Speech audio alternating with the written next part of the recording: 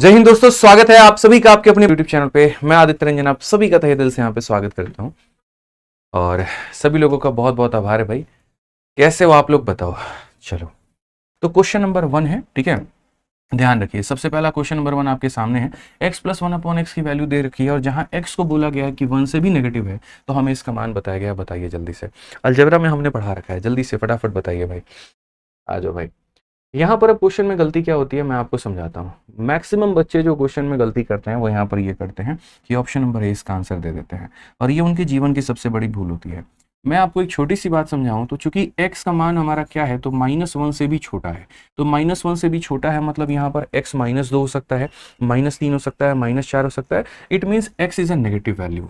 x अपने आप में क्या है तो नेगेटिव है। इसीलिए जब हम x प्लस 1/x की वैल्यू को देखें मेरे भाई तो हमें यहाँ पर कितना मिला तो -14 मिला। ये एक नेगेटिव को नेगेटिव में जोड़ने पर ही नेगेटिव आएगा। एक नेगेटिव को नेगेटिव को जोड़ने पर क्या आ जाएगा मेरे भाई, नेगेटिव आएगा। अब जब हम यहाँ पर x -1/x निकालेंगे ना, ठीक है, और ऐसा ये क्यों निकालेंगे भाई, इसके लिए देखो ये क्या है तो a square minus b square, और a square minus b square जो होते हैं वो किसके बराबर में होते हैं तो वो बराबर होते हैं a माइनस बी में इंटू हमारा a प्लस मेरे भाई यहाँ पर b में। तो a प्लस बी तो यहाँ पर आपको दे रखा है, a माइनस बी कैसे निकालोगे तो प्लस की वैल्यू दी है और माइनस की वैल्यू निकालनी है तो पहले ही यहाँ पर प्लस और माइनस लगा करके रूट अंडर इसका स्क्वायर माइनस क्या हो जाएगा तो n स्क्वायर -4 हो जाएगा। इस बात को ध्यान रखो, क्योंकि वैल्यू पॉजिटिव में आपकी आ नहीं सकती है, इसीलिए नहीं आ सकती है। ये भी नेगेटिव है और ये भी नेगेटिव है तो नेगेटिव नेगेटिव नेगेटिव ही बनाने वाला है, तो इसलिए वैल्यू आपकी किस में आने वाली है तो नेगेटिव में आने वाली है।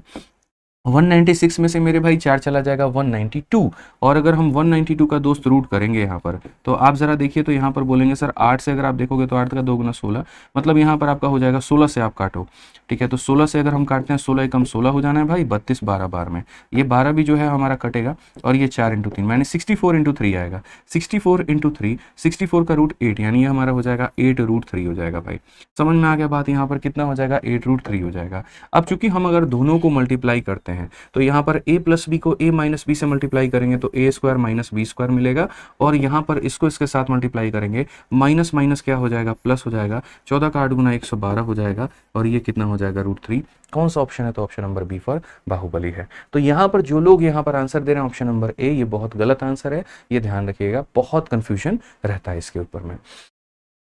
क्लियर है ये बात। आज ये चलिए नेक्स्ट क्वेश्चन की बात करते हैं। अगला सवाल देखिए, अगला सवाल बहुत एक लॉजिकल क्वेश्चन है और मैं ये क्वेश्चन आप लोगों के लिए लेकर के आया हूँ सिलेक्शन फेज के पेपर से, ठीक है। आप देखो तो सिर्फ 18.71 बच्चों ने जो है इसको सही बताया है, बाकी सभी बच्चों का उत्तर यहाँ पर गलत है। क्वेश्चन में कहा गया कि एक पुलिसकर्मी सीधी सड़क पर चोर का पीछा करता है। यदि पुलिसकर्मी जो है यहाँ पर इतने की चाल से गाड़ी चलाता है तो चोर को 15 मिनट में पकड़ लेता है, और यदि वह इतने की चाल से गाड़ी चलाता है तो चोर को इतने में पकड़ लेता है। केवल 10 मिनट में पकड़ने के लिए मेरे भाई पुलिसकर्मी की जो गति है वो यहाँ पर क्या होगी। सबसे पहली बात चोर पुलिस की अगर हम बताएं तो ये सारा का सारा काम एक फिक्स हाईवे के ऊपर में हो रहा है, यानी उस हाईवे की मेरे भाई डिस्टेंस क्या होगी तो सेम होगी। अगर हम यहाँ देखें तो ये जो हाईवे होगा मेरे भाई यहाँ पर दूरी सेम होगी तो डिस्टेंस सेम होगी, तो पहले वाले केस का डिस्टेंस, दूसरे वाले केस का डिस्टेंस और तीसरे वाले केस का डिस्टेंस सारा का सारा क्या होगा तो सेम होगा। डिस्टेंस बराबर क्या होता है स्पीड इनटू टाइम होता है। तो जब मानो पुलिस जो है चोर को पकड़ रही है तो दोनों सेम डायरेक्शन में जा रहे होंगे और सेम डायरेक्शन में जा रहे होंगे तो स्पीड को हम क्या करेंगे तो माइनस करेंगे। तो सबसे पहले अगर हम बात करते हैं तो मान करके चलिए यहाँ पर कि स्पीड पुलिस की मेरे भाई 60 है, चोर की स्पीड हमारी इतनी है, स्पीड हो जाएगा और इनटू टाइम। टाइम पहले कितना लगता था तो मेरे भाई यहाँ पर पहले 15 मिनट लगता था, हालांकि इसको आप घंटे में बदल सकते हो 60 से भाग करके। दूसरे वाले केस में क्या लगता था 60 रफ्तार पुलिस की है, ठीक है, सॉरी 60 कह रहे हैं 45 है ना मेरे भाई, 60 पर 15 है और 45 पर 30 है, तो कहने का मतलब दूसरा वाला जो रफ्तार है वो हमारा कितना है तो 45 माइनस हमारा x है, और यहाँ पर अब कितना लग रहा है तो मेरे भाई आधा घंटा, आधे घंटे का मतलब हो गया आपका 30 मिनट हो गया भाई, ठीक है। अब उसके बाद में क्वेश्चन में नेक्स्ट हमारा क्या कहा गया जरा वो देखिए। अगले सवाल में यहाँ पर ये बोला गया कि अब यहाँ पुलिस की रफ्तार कितनी, देखो यहाँ पर बोला गया ना कि पुलिसकर्मी की गाड़ी की चाल यहाँ पर क्या होनी चाहिए, तो मान लेते हैं यहाँ पर जो पुलिस की रफ्तार है वो p होनी चाहिए और चुरवा का रफ्तार तो x हमारा है ही, और इस तरीके से कि यहाँ पर 10 मिनट का समय जो है वो लग रहा है। तो यानी पुलिस की रफ्तार इतनी थी इतना मिनट लगता था, रफ्तार इतनी थी तो इतना लगता था, तो अब कितनी होगी कि वो 10 मिनट में मेरे भाई पहुंच जाएगा। आप यहाँ पर देखोगे तो ये पूरा पूरा यहाँ पर लपेट सकते हो, कहीं कोई दिक्कत की बात नहीं है। इन इनमें दो इक्वेशन का इस्तेमाल करके पहले आप यहाँ पर इनकी वैल्यू को निकालो। जैसे यहाँ पर मैं आपको बोलूंगा कि ये दो इक्वेशन का मेरे भाई इस्तेमाल करो, और ये दो इक्वेशन मेरा एमडीएच कंसेप्ट है बस यहाँ पर, कि यहाँ पर दो लोगों का वैल्यू निकाल करके पहले यहाँ पर जो है मान निकालना है और उसको यहाँ पर ले जा करके रख देना है। तो अगर आप यहाँ देखोगे तो बोलोगे सर ये देखो पहले इनको सॉल्व करते हैं, तो 15 से कितनी बार में, 2 बार में, तो ये हमारा हो जाएगा भाई 60 माइनस एक्स हो जाएगा, और यहाँ पर हो जाएगा आपका 90 माइनस का 2x हो जाएगा। ये 2x में से इतना गया तो इतना, और 90 से 60 गया तो इतना। x की वैल्यू कितनी आ गई, 30 आ गई। x की वैल्यू कितनी आ गई मेरे भाई, 30 आ गई। अब बस यही x का मान आपको यहाँ पर रख करके और सेकंड वाले पार्ट में आपको वैल्यू निकालना है। अब यहाँ पर इस वाले को या तो पहले वाले के बराबर कर लो, या इस वाले को यहाँ पर इसके बराबर कर लो, किसी के बराबर कर लो, कोई दिक्कत की बात नहीं। तो आप यहाँ बोलोगे सर ये हो जाएगा 45 और x की वैल्यू कितनी है, 30 है। तो आप यहाँ पर देखना जरा, तो बोलोगे 45 में से 30 गया तो हो जाएगा 15 इंटू कितना हो जाएगा, 30/60 भाई, और यहाँ पर हमारा हो जाएगा कितना, x की वैल्यू हमारी 30 है। तो बोलोगे सर ये हो जाएगा p माइनस 30, p माइनस कितना हो जाएगा, 30 हो जाएगा। सर देखिए दो इक्वेशंस हैं, बस बराबर करना अपने को और कोई दिक्कत नहीं। p माइनस 30 इंटू कितना हो जाएगा, 10/60 हो जाएगा भाई। ये पूरा खत्म करेगा, ये यहाँ पर खत्म हो जाएगा। 15 इंटू 3 हमारा 45 आ जाएगा, और ये बराबर होगा किसके, इतने के। वो 30 भी जा करके जुड़ जाएगा, तो p का मान कितना हो जाएगा, तो p का मान मेरे भाई 75 हो जाएगा। कौन सा ऑप्शन होगा, ऑप्शन नंबर ए जो होगा बिल्कुल हमारा सही उत्तर होगा। ठीक है, तो ये ध्यान देना है कि अगर रफ्तार हमारी इतनी थी तो समय इतना लग रहा था, रफ्तार इतनी थी तो समय इतना लग रहा था। अब रफ्तार अगर हमारी कितनी होगी, समय हमारा 10 मिनट लगेगा। तो इन दोनों को हल करके x का मान निकालिए, उसको यहाँ रख दीजिए, तो आपका p का मान निकल करके चला आएगा। आ जाइए मेरे भाई, यहाँ पर तीसरा नंबर क्वेश्चन आप लोगों के सामने है, और प्रॉफिट और लॉस का है।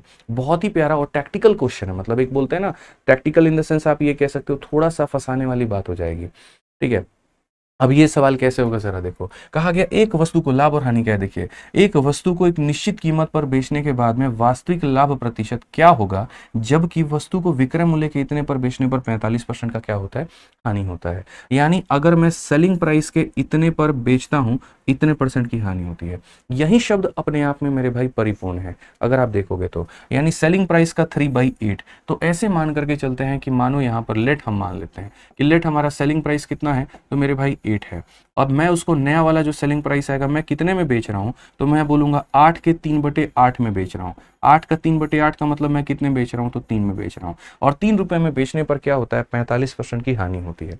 तो अगर मुझे यहाँ पर सीपी निकालना है तो मैं सीपी को कैसे निकालूंगा। आज मैं किसी वस्तु को 3 रुपए में बेच रहा हूँ और मुझे 45% की हानि हो रही है, यानी 100 में 45 का नुकसान, यानी मैं कितने में बेच रहा हूँ उसको, तो 55 में बेच रहा हूँ। अगर सीपी निकालना है तो किससे गुना करेगा आदमी, 100 से गुना करेगा। तो ये निकल करके आ गया भाई सीपी, ये क्या निकल करके आ गया, सीपी।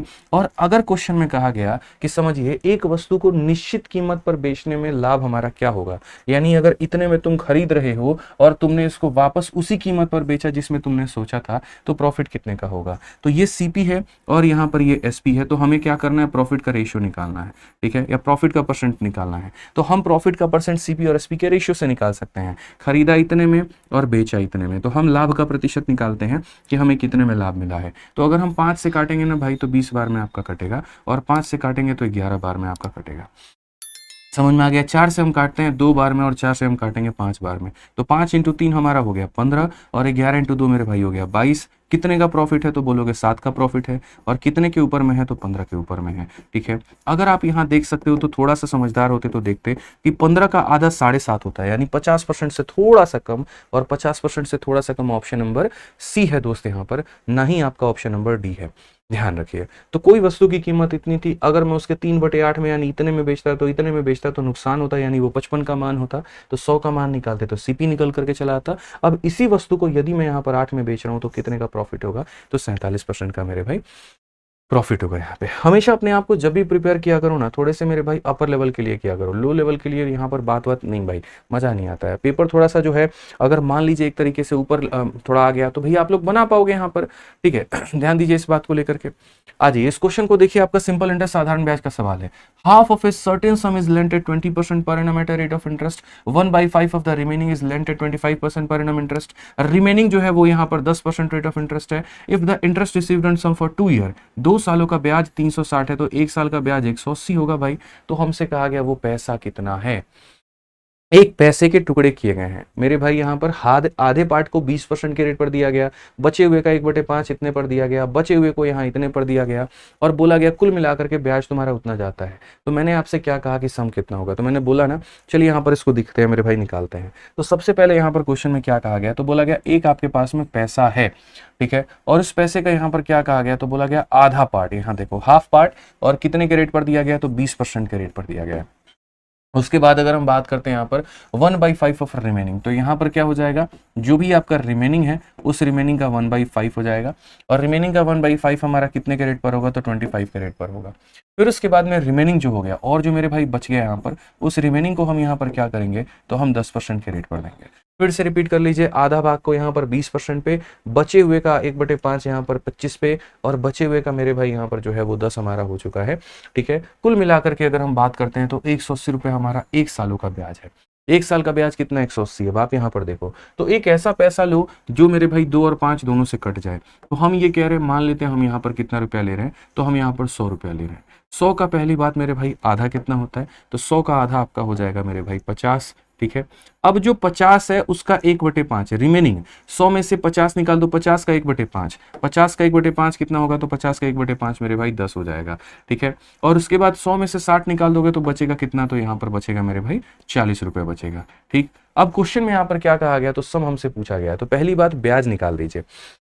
अगर आप ब्याज निकालेंगे ना, तो यहाँ पर क्या होगा, 50 रुपए का 20% ब्याज मिलेगा आपको पहले साल में। तो ब्याज क्या होता है, इसका 20%, इसका 20% कितना होगा, 10 रुपए का ब्याज यहाँ से मिलेगा। इसका 25% का मतलब 2.5 रुपए का ब्याज यहाँ से मिलेगा। इसका 10% का मतलब 4 रुपए का ब्याज यहाँ से मिलेगा। तो कुल मिलाकर के 10, 4, 14 और 2 मेरे भाई 16.5 रुपए का ब्याज मिलना है। यानी कहीं ना कहीं मेरे भाई जो ये 180 दिया गया है, ये कितने का मान है, तो 16.5 का मान है। और आपसे यहाँ पर कितने का मान पूछा गया है, तो आपसे यहाँ पर 100 का मान पूछा गया है।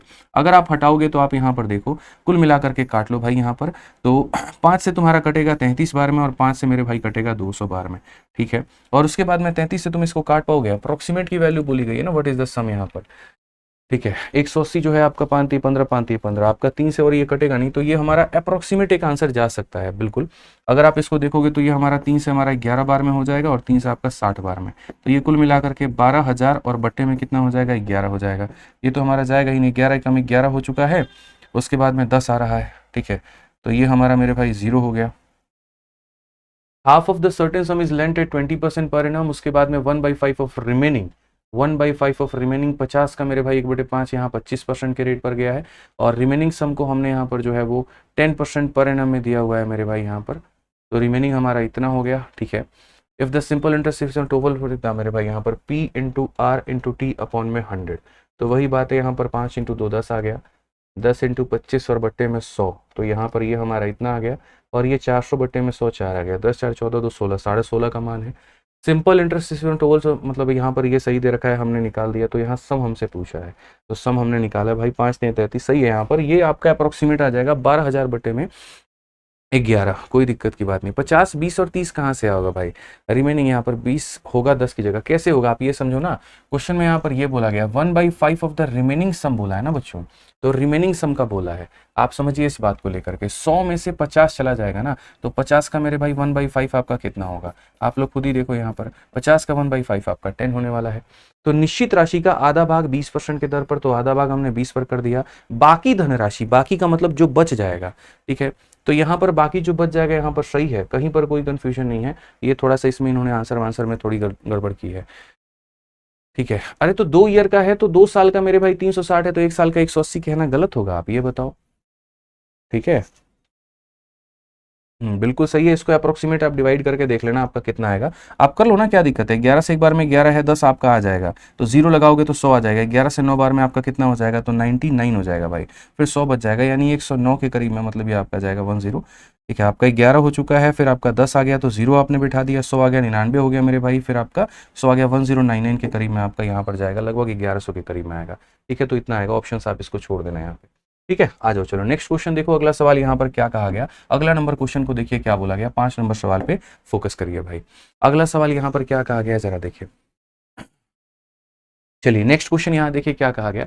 तो बोला गया ए बी सी 3 पॉइंट है, ए बी हो गया, बी सी हो गया, ए सी हो गया, तो इससे कितने सर्कल हमारे होकर के गुजर सकते हैं। तो जैसे सबसे पहले मैं अगर यहाँ पर ये 3 पॉइंट देखूंगा ना, ए हो गया हमारा, फिर उसके बाद में यहाँ पर बी हो गया, और फिर उसके बाद में यहाँ पर सी हो गया। तो अगर हम बात करते हैं ए बी का मान 11 है, बी सी का मान मेरे भाई 13 है, लेकिन जब आप ये ए सी को देखोगे ना, तो ये ए सी पूरा का पूरा इन दोनों का सम निकल करके आने वाला है। तो ए सी इन दोनों का सम अगर निकल करके आने वाला है, तो यहाँ पर हम क्या बोलेंगे? तो हम बोलेंगे सर पहली बात, ये तीनों के तीनों कोलिनियर है, कहीं पर कोई ट्रायंगल नहीं बना रहे, और अगर कोई ट्रायंगल नहीं बनाएंगे तो 3 बिंदुओं से होकर के कभी भी मेरे भाई कोई भी सर्कल नहीं गुजर सकती है। सर्कल इससे गुजर सकती है, इससे हो सकती है, इससे हो सकती है, इन दोनों से हो सकती है, लेकिन इससे नहीं होगी। यानी क्या आंसर होगा? तो 0 आंसर होगा। ध्यान रखो भाई। आ जाओ चलो नेक्स्ट क्वेश्चन यहाँ पर देखो, अगला सवाल 6 नंबर क्वेश्चन मेरे भाई यहाँ पर क्या कहा गया है जरा बनाइए। 6 नंबर क्वेश्चन बहुत ही आसान है, और ट्रिग्नोमेट्री का मेरे भाई ऐसा सवाल आप लोगों से आ सकता है पेपर में। जल्दी से बनाइए, आप लोगों के पास में सिर्फ और सिर्फ यहाँ पर 10 सेकंड है, फटाफट मेरे भाई बना करके दिखाइए। 10 सेकंड नहीं, मैं आपको चलिए 30 सेकंड का वक्त दे रहा हूँ, बना करके दिखाइए यहाँ पर क्या कहा गया। ठीक है, बनाइए भाई जल्दी से फटाफट, सभी लोग यहाँ पर आंसर इसका दीजिए भाई, कितना आने वाला है, कितना नहीं आने वाला है।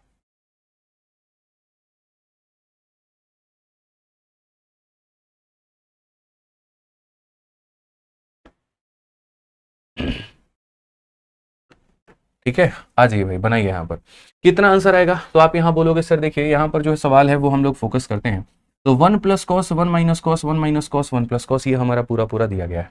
अब अगर हम इसमें देखें तो मैं ये बहुत पहले आपको पढ़ा चुका हूँ कि रूट के अंदर में जब भी ऐसा टर्म आता है साइन से डिवाइड करते हैं, इसको साइन से डिवाइड करो और इसको भी साइन से डिवाइड करो, तो 1/sin हमारा कितना हो जाएगा? तो ये हमारा कॉसेक हो जाएगा, और उसके बाद में cos/sin हमारा कितना हो जाएगा? तो कॉट हो जाएगा। मैंने पढ़ा रखा है, तो इसकी वैल्यू कॉसेक प्लस कॉट आएगी, और इसकी वैल्यू कितनी हो जाएगी? इसको भी साइन से डिवाइड करो और इसको भी साइन से डिवाइड करो, तो 1/sin तुम्हारा कितना आएगा? तो ये मेरे भाई कॉसेक आएगा, और अगर हम इसकी बात करते हैं तो कॉट आएगा। आपको 51 दिन 51 मैराथन में सब हम पढ़ा चुके हैं, तो कुल मिलाकर के आंसर आपका कितना आना है? 2 कॉसेक आपका आंसर निकल करके आना है। ठीक है, आ जाओ जल्दी से क्वेश्चन नंबर 7 का आंसर दे दो मेरे भाई। यहाँ पर 7 नंबर क्वेश्चन दे दीजिए आप, थोड़ी रफ्तार हम लोग बढ़ाते हैं और सवालों को यहाँ पर देखते हैं फटाफट जल्दी से।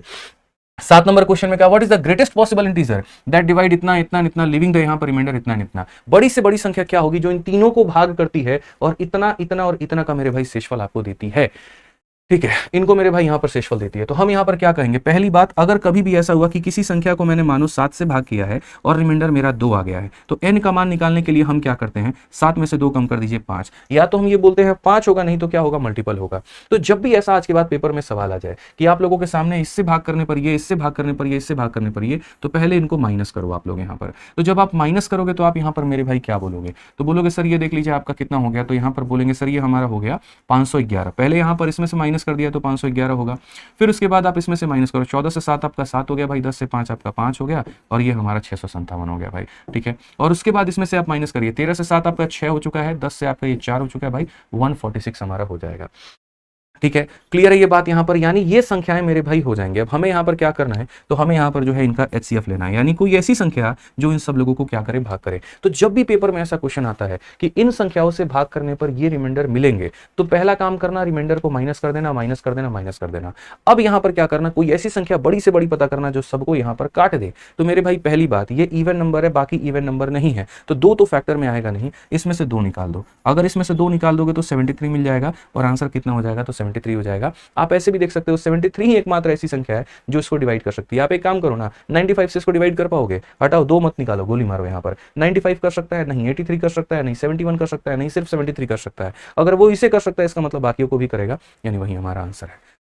ठीक है, आइए चलिए नेक्स्ट क्वेश्चन यहाँ पर देखिए, कोऑर्डिनेट ज्योमेट्री का एक छोटा सा सवाल हमने आपके सामने यहाँ रखा हुआ है, बड़ा ही प्यारा सवाल है। 2 इक्वेशन है आपके सामने। सबसे पहला इक्वेशन यहाँ पर ये है, x + 2y का मान हमारे सामने कितना है? तो यहाँ 15 है। उसके बाद में यहाँ पर 4x + मेरे भाई 8y का मान हमारे सामने कितना है? तो ये आपका 13 है। सवाल में बोला गया है कि यहाँ पर कंडीशंस क्या होंगे। ठीक है, मैं सिर्फ आपको यहाँ पर ये दिखा रहा हूँ, देखो ये अपने आप का 4 गुना हुआ और ये अपने आप का 4 गुना हुआ, लेकिन यहाँ पर ये अपने आप का 4 गुना नहीं हुआ, यानी a1/a2। आप यहाँ देखिए a1/a2 बराबर है मेरे भाई b1/b2 के, लेकिन क्या बराबर नहीं है? तो मेरे भाई यहाँ पर ये c1/c2 बराबर नहीं है। और जब ये कंडीशन होता है तो वो लाइनें क्या होती हैं? तो पैरेलल होती हैं, समानांतर होती हैं, ध्यान रखना है आपको। ठीक है, तो लाइंस हमारी क्या होती हैं? तो पैरेलल होती हैं। तो छोटी सी बात को आपको ये ध्यान में लेकर के चलना पड़ेगा। आज ये समय तथा कार्य का एक छोटू सा क्वेश्चन डबल स्टेटमेंट का यहाँ पर बता दीजिए जल्दी से।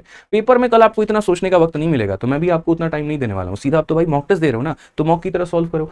ठीक है, बस बात खत्म यहाँ पे। अब देखो ए जो है 3/8 काम मेरे भाई यहाँ पर 36 दिनों में, तो 3/8 काम अगर आप देखोगे तो ए के बारे में क्या तारीफ की गई कि ये बंदा 3/8 काम करता है और कितने समय में करता है, तो 36 दिनों में।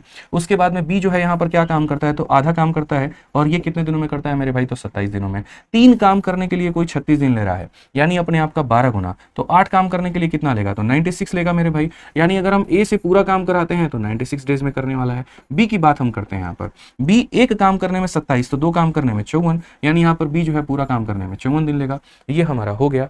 अब पहला स्टेटमेंट बोला गया क्या ए कम एफिशिएंट है? जी हाँ बिल्कुल, ए कम एफिशिएंट है, इसीलिए तो मेरे भाई यहाँ पर समय ज्यादा ले रहा है। जो व्यक्ति की क्षमता कम होती है वो समय ज्यादा लेता है, यानी ये वाला कथन मेरे भाई सही है फिलहाल तो यहाँ पर। ठीक है, मेरी क्षमता कम होगी तभी हम आपसे समय ज्यादा लेंगे। अब बोला गया क्या A and B working together can complete इतना part of the same work in 36 days? हम देख लेते हैं। यहाँ पर मेरे भाई ए की वैल्यू इतनी है, बी की वैल्यू हमारी इतनी है, ये हमारा ए और बी हो चुका है। आप इनका एलसीएम एक बार लेकर के देखो, तो जैसे अगर आप एलसीएम लोगे मेरे भाई यहाँ पर, तो ये हमारा कितना हो जाएगा, आप इसको 4 से काटोगे ना, तो 4 का मेरे भाई 24 गुना, ये 4 से आपका कटेगा नहीं। हालांकि हम कॉमन क्या क्या ले सकते हैं, 6 ले सकते हैं। 6 से अगर देखते हैं तो ये 6 से 16 बार में, और 6 से अगर हम देखेंगे तो 6 से हमारा 9 बार में।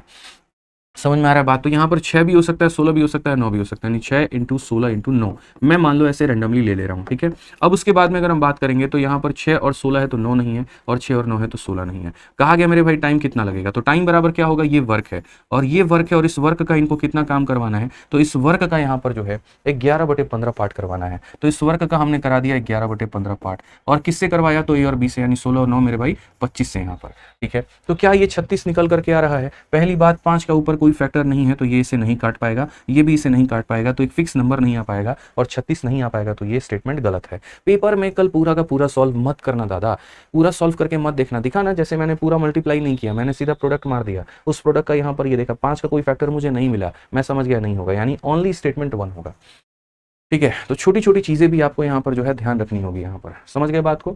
आइए चलिए नेक्स्ट क्वेश्चन यहाँ देखिए, यहाँ पर जो है समानुपाती का सवाल एक सेट किया है हमने, आपको इसका जवाब देना है। कहा गया the fourth proportion of 12, 24 and 27 is same as third proportion of A, यानी यहाँ पर 36। पहला वाला केस कितनी संख्याओं का है? 3 संख्याओं का है। तो 3 संख्याओं में यहाँ पर हम कैसे लिखते हैं आप मुझे बताओ, पहला, दूसरा, तीसरा और यहाँ चौथा।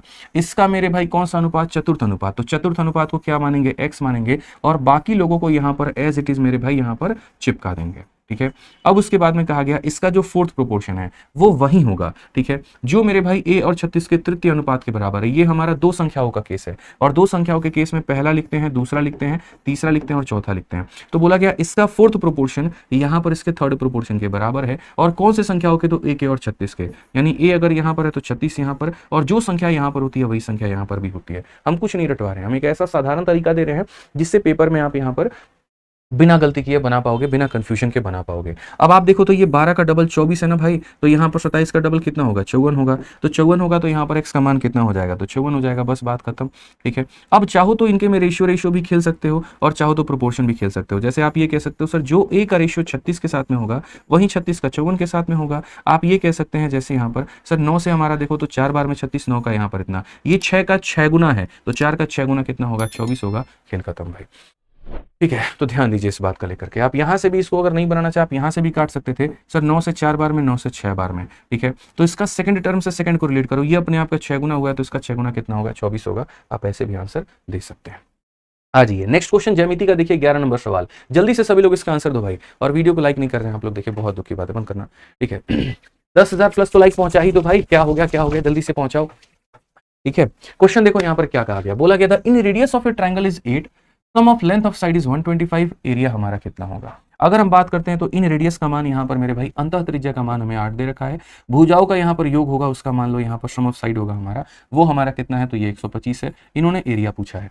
हमने आपको ट्रिक याद करवाया था RST, आर का मतलब ये हो गया, एस का मतलब सेमी पेरीमीटर हो गया, टी का मतलब एरिया हो गया। ठीक है, तो इन रेडियस की मान अगर हम देखें तो ये हो जाएगा, सेमी पेरीमीटर का मतलब क्या होता है? इसका आधा, तो यहाँ पर पेरीमीटर का क्या? आधा मेरे भाई, और ये किसके बराबर होगा? तो एरिया के बराबर होगा। 2 से आप काटो 4 बार में, 125 का 4 गुना कितना होता है दादा? 500 होता है, तो एरिया कितना निकल करके आएगा? 500 आएगा। ठीक है, ज्योमेट्री में सारा खेल किसका है? फॉर्मूलों का है। अलजेब्रा में किसका है? फॉर्मूले का है। ट्रिगो में किसका है? फॉर्मूले का है। याद है तो बढ़िया बात है, और नहीं याद है तो बस वहां पर गए आप काम से। अब देखिए जब औसत पढ़ा रहे थे तो ये वाला क्वेश्चन हम आपको करा रहे थे। आज आपको अगर उम्मीद है कि भैया बेसिक से कराने वाले, तो ऐसा बिल्कुल भी नहीं है। मैंने क्या उन दिनों में ठोक पीट के बहुत पढ़ाया है। किसी भी सवाल को करने के 2-2 3-3 मेथड हमने बताए हैं। ये मॉक टेस्ट की क्लास है तो यहाँ पर वो काम तो नहीं चलेगा, ठीक है। यहाँ पर सीधा सीधा मेरे भाई सीधा शॉर्ट अप्रोच चलेगा, कल हमारी वैसे चलेगी। अब ये एक प्रीवियस ईयर का बहुत ही फेमस क्वेश्चन है, शुरुआत 2018 से इसकी हुई थी और अभी भी ये काफी क्वेश्चन आता है। इसमें क्या बोला जाता है, 3 लोग हैं, किसी भी 2 लोगों का औसत अगर हम तीसरे में जोड़ देते हैं, 2 का औसत अगर हम तीसरे में जोड़ते हैं, जैसे कहने का मतलब यहां पर ये है, अगर हम ए और बी के एवरेज में मेरे भाई यहां पर जो है अगर हम सी को जोड़ देते हैं तो हमारा कितना आ जाता है 168 मेरे भाई। वैसे ही यहां पर बी और सी के एवरेज में यहां पर अगर हम ए को जोड़ देंगे तो 174, और वैसे ही मेरे भाई यहां पर मान लो ए और सी के एवरेज में अगर हम बी को जोड़ देंगे 180 आ जाएगा। कहा जाएगा सब का एवरेज कितना है, सब का एवरेज का मतलब A plus B plus C divided by 3, इन सब का एवरेज हमारा कितना होगा। अगर आप इनका एवरेज निकालना चाहते हैं, मैं आपको सीधा सीधा मेरे भाई ऐसे सवालों का ट्रिक बता रहा हूं कि यहां पर इसमें जो ट्रिक काम करता है वो यहां पर क्या काम करता है। तो जो ट्रिक काम करता है वो यहां पर कि अगर हमें तीनों का औसत निकालना है तो जो भी दिया गया है, जैसे 168 दिया गया, उसके बाद में 174 दिया गया और मेरे भाई 180 दिया गया, यहां पर इन सब को जोड़ करके डिवाइड बाई क्या कर दो, 6 कर दो भाई। बस यहां पर 8 4 12 आपका हो चुका है भाई, 8 7 15 15 और 6 हमारा 21 और 1 22 हो चुका है हमारा, और ये 522 बटे कितना 6 से मेरे भाई यहां पर 8 बार में कितना 48 और 6 7 42, 87 आपका आ जाएगा ऑप्शन नंबर बी फॉर बड़की बहुत सही उत्तर हो जाएगा। ठीक है, तो एक लाइन में इसका आंसर दे सकते हैं आप यहाँ पर कि जब भी 2 संख्याओं के औसत में तीसरे को जोड़ने की बात आती है और ये पूछ लिया जाता है सब का औसत कितना होगा, तो जोड़ करके डिवाइड बाई 6, सीधा सीधा हम आंसर इसका दे सकते हैं। ठीक है, उसके पहले आप यहाँ पर एक छोटा सा क्वेश्चन देखो ज्यामिति का, जल्दी से। सेंटर बहुत सारे पढ़ा दिए, उसी में आपका यहाँ पर एक ये भी सेंटर है, पढ़िए जल्दी से। The side AB and AC of a triangle ABC। तो अगर आप यहाँ देखोगे तो ये आपके सामने एक त्रिभुज है और ये त्रिभुज का नाम क्या है दोस्तों, तो ABC का नाम है। तो बोलेंगे सर ये हमारा A हो गया, B हो गया और C हो गया। तो ABC में यहाँ पर क्या है, तो ये AB को और यहाँ पर AC को मेरे भाई एक्सटेंड किया गया है। ठीक है, मैं थोड़ा पेपर का लेवल आज ऊपर करवा रहा हूँ ताकि कल के दिन कोई मुंह उठा करके ये ना बोल दे भाई कि देखो बाकी लोगों ने आसान कराया, हमने थोड़ा मुश्किल कराया था और देखो पेपर जो है मुश्किल आ गया। बात यहाँ पर वो नहीं होती है, बात यहाँ पर ये होती है ना कि एक शिक्षक होने के नाते हमने हर लेवल का पढ़ाया है आपको यूट्यूब पर। और दूसरा मेरे भाई जब हम प्रैक्टिस कराते हैं ना, तो प्रैक्टिस में कभी भी देखना जो प्रैक्टिस सेट मैंने यहाँ पर कंसेप्ट वाले चैनल पर भी डाला था उसका लेवल हमेशा यहाँ था, क्योंकि प्रैक्टिस में यहाँ पर थोड़ा अपर लेवल का नहीं कराएंगे तो मजा नहीं आएगा। पढ़ाते वक्त तो हमें सब लेकर के चलना पड़ता है, हमें ये मान करके चलना है सामने वाले को कुछ नहीं आ रहा उसको सिखाना है, लेकिन प्रैक्टिस की जब बात आती है तो भैया फिर तो सब सिखाना पड़ेगा, सब टॉप लेवल ही चलेगा फिर। ठीक है, वहां पर ये लो लेवल ये सब काम नहीं आता है भाई। तो आप यहाँ देखोगे तो ये ABC नाम का त्रिभुज है आपका, इसको खींचा गया, इसको खींचा गया, यही बोला गया है। ABC की भुजाएं AB और AC को क्रमशः D और E तक मेरे भाई बढ़ाया जाता है। उसके बाद में कहा गया CBD, यहाँ पर ये क्या हो जाएगा CBD यानी ये वाला कोण, और उसके बाद में यहाँ पर हो जाएगा BCE यानी ये वाला कोण। इन दोनों के समद्विभाजक कहाँ पर मिलते हैं, तो दोनों के समद्विभाजक जो है यहाँ पर P पर मिलते हैं। A का मान मेरे भाई कितना दे रखा है 72, तो यहाँ पर P का मान पूछा है। क्या आप नहीं बता सकते, इसको हम लोग X सेंटर बोलते हैं। और एक सेंटर की जो ये वैल्यू होती है क्या होती है, 90 में से यहाँ पर इसके आधे को घटाना होता है, यानी 36 को। तो आंसर कितना आएगा मेरे भाई 54 डिग्री आएगा। कौन सा ऑप्शन सही होगा, तो सी फॉर का होना प्यार है, ध्यान रखिए मेरे भाई। यहाँ पर आज ये चलिए प्रतिशत का एक छोटू मोटू सवाल यहाँ पर देखते हैं कितने लोग इसका आंसर दे पाते हैं। बहुत ही हल्का सवाल है, बहुत ही आसान सवाल है। कहा गया 20% of the inhabitant of a village having died of malaria, a panic set in during which 30% of the remaining inhabitant left the village, the population was then reduced to 12,000, what was the number of inhabitant originally. कोई गांव में कुछ लोग थे, 20% मेरे भाई malaria से मर गए और 30% मानो वहां पर छोड़ करके चले गए। अब कहानी क्या है, तो सबसे बड़ी बात है ऐसे सवालों में सीरीज लगाओ। यानी अगर मेरे भाई x थे जो अपने आप में 100 था, तो 100 में से 20 की मृत्यु हो गई तो 80 बचे हुए हैं। फिर उसके बाद में अब जो बचे हुए लोग हैं वो अपने आप में 100% है, और उसमें से 30 मेरे भाई छोड़ दिए तो यानी 70, और ये बराबर हो जाएगा कितने के, तो ये बराबर हो जाएगा आपका मेरे भाई 12,000 के। आप यहाँ पर सवाल को देखिएगा जरा, तो 0 और 0 ने आपके दोनों को खत्म कर दिया है। 8 से अगर आप काटोगे ना तो यहाँ पर 15 8 120 होता है। ठीक है, तो ये हमारा 1500 के करीब में हो जाएगा। अब उसके बाद में यहाँ पर x की वैल्यू जो आएगी ना वो 1500 हो चुकी है, दो मुफ्त में 2 0 और आ गए हैं, 7 से आपको भाग करना है, तो 7 का 2 गुना 14 हो चुका है भाई। 10 आपका आ गया, 21 आ गया। 21 से कौन सा ऑप्शन है, काफी सारे ऑप्शन है मेरे भाई, तो 7 दूनी 14, 10 आ गया, 7 एकम 7, 30 आ गया, 7 चौका 28, 214, यानी हमारा ऑप्शन नंबर कौन सा होगा, तो बी फॉर बाहुबली होगा। नियर अबाउट हमारा यहाँ पर यही आना है, यही हमारा क्या है आंसर है। थोड़ा कल आपका कैलकुलेशन बाकी लोगों की तुलना में एक एज लेकर के आएगा, जिसकी कैलकुलेशन थोड़ी फास्ट होगी बाकी भीड़ को कुचल करके आगे निकल जाएगा, ध्यान रखो यहाँ पे। ठीक है, आ जाओ 17 नंबर क्वेश्चन देखो आपका मेरे भाई। यहाँ पर सिलेक्शन फेज 12 का सिर्फ 8.8% बच्चों ने इस क्वेश्चन को सही किया था। जब ये क्वेश्चन पेपर में आया था तब सिर्फ इतना % बच्चों ने सही किया था भाई। कैसे बताओगे, क्या बताओगे, बताओ जल्दी से। तो क्वेश्चन में यहाँ बोला गया एन एनुअल इंस्टॉलमेंट ऑफ, मतलब सिंपल इंटरेस्ट के इंस्टॉलमेंट का क्वेश्चन है। ये बोला गया कि देखो तुमने इतने रुपया का मेरे भाई किस्त भरा है, तो बोला गया an annual installment of rupees इतना विल डिस्चार्ज अ डेप्ट ऑफ इतना due in 4 year at y% per annum interest, what is the value of y। मतलब सिंपल आसान भाषा में बात बोलें तो देखिए यहाँ पर क्या है कि आपने जो किस्तें भरी है ना, वो आपने 3500 रुपए की किस्तें भरी है। कितनी भरी हैं, तो 4 किस्तें आपने भरी हैं, और तब जाकर के वो टोटल हमारा ब्याज इतने का बना रहा है। मतलब अगर मैंने किसी से कोई पैसा लिया और उस पैसे के ऊपर में ब्याज व्याज सब जोड़ने के बाद में जो मुझे अदा करनी है वो इतने रुपए देने हैं, अगर मैं यहाँ पर इसी की मैं किस्तें बनवाता हूँ तो 3500 रुपए की किस्त बनती है। तो बोला गया हर एक किस्त हमारी कितने की होगी। अब देखो इंस्टॉलमेंट निकालने का एक अपना फॉर्मूला होता है, ना हमने कभी उस फॉर्मूले को सीखा, ना हमने कभी उसको सिखाया, क्योंकि वो बहुत वाहियात है। अगर आप उसमें जाओगे ना बहुत कंफ्यूजन हो जाता है, टाइम टेकिंग बहुत ज्यादा है। ऐसे सवाल में सीधा मेरे भाई ऑप्शन से जाओ, सारे के सारे डेसिमल में है, तो पहले उस ऑप्शन को लो जो डेसिमल में नहीं है, जैसे ऑप्शन नंबर डी को। ठीक है, तो पहली इंस्टॉलमेंट कितनी हो गई, मानो 100 रुपए, उसमें 11 जोड़ोगे तो कितना हो जाएगा 111। दूसरी, इसमें 11 जोड़ दो तो हो जाएगा 122, और इसमें 11 जोड़ दोगे तो तुम्हारा इतना हो जाएगा। पहली किस्त, दूसरी किस्त, तीसरी किस्त, चौथी किस्त, सब मैंने बता रखा है मेरे भाई यहाँ पर, तो इतना हो जाएगा। ठीक है, अब मैं अगर बोलूंगा जैसे ये जो है यहाँ पर 16,310 दोस्त, यहाँ पर ये हमारा कितने का मान है, तो ये हमारा मेरे भाई टोटल सम का मान है, क्योंकि इतना पैसा मुझे देना था चारों किस्तों को मिला करके, तो चारों को मिला करके मेरे भाई 466 बना, यानी ये जो है वो पैसा है जो मुझे देना है। एक इंस्टॉलमेंट की वैल्यू निकालनी है तो मैं किससे गुना करूंगा, तो मैं 100 से गुना करूंगा। ये इसको पूरी तरीके से 35 बार में लपेटेगा, और 35 इंटू 100 कितना आएगा, 3500 आएगा, यानी हर एक इंस्टॉलमेंट कितने की है, तो 3500 की है। और क्वेश्चन में भी अगर आप देखोगे तो हर एक इंस्टॉलमेंट कितने की है, तो 3500 की है। इसका मतलब हमने जो डेटा उठाया, जो ऑप्शन उठाया, वो बिल्कुल सही है, कहीं पर कोई दिक्कत की बात नहीं है भाई।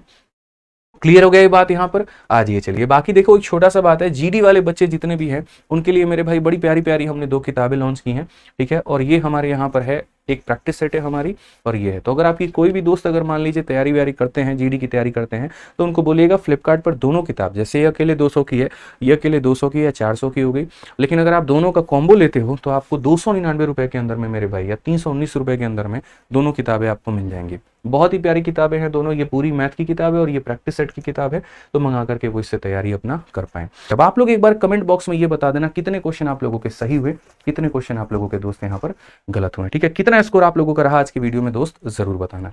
ध्यान रखो भाई, बहुत शानदार, कमेंट में बता देना।